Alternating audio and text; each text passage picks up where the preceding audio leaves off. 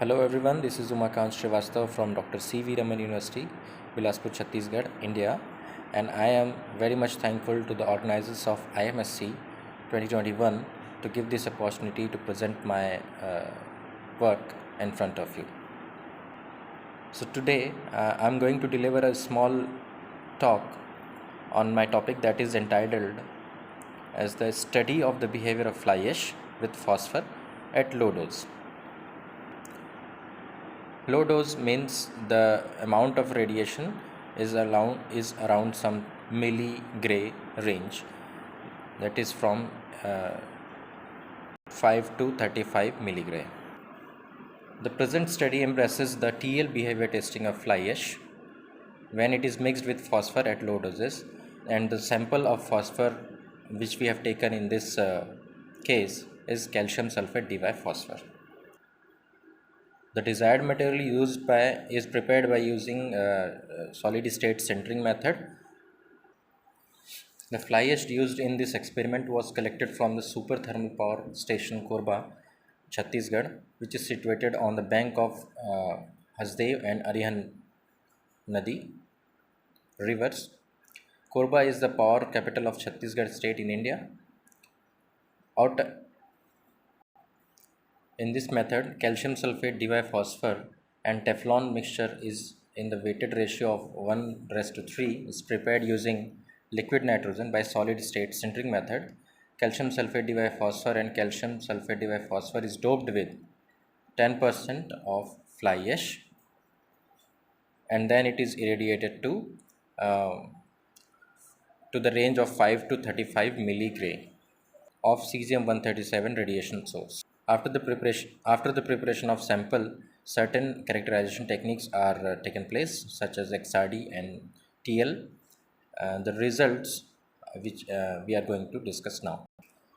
The XRD properties of sample were obtained using a Bruker D2 phasor diffractometer, and after matching the JCPDS cards shows orthorhombic crystalline phase is indicated by planes of calcium sulfate diphosphor.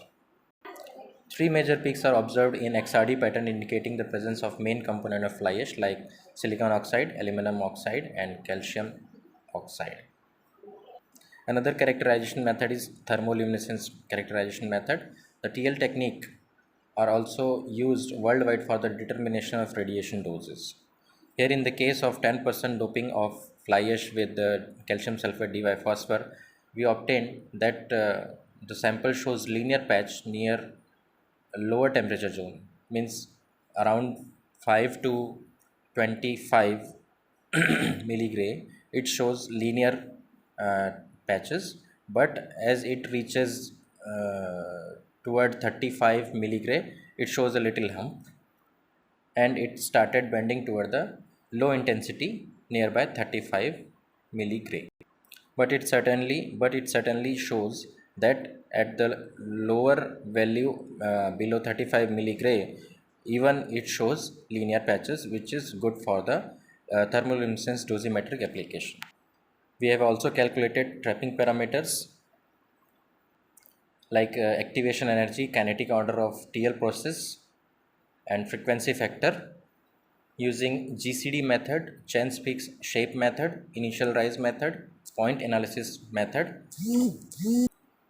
which shows analogy with the practical data which we have which we have calculated, and suggest that the work which we have done is likely to be utilized as in TL applications, TL dosimeter applications. So at last we can conclude that the TL response shows that the sample of 10% shows nearly equal intensity as the traditional phosphor material shows, and the activation energy, frequency factor and B value calculated from experimental and theoretical data are in analogy shows that it is a good candidate for this particular TL dosimeter applications. Thank you, and you are welcome for your questions and suggestions.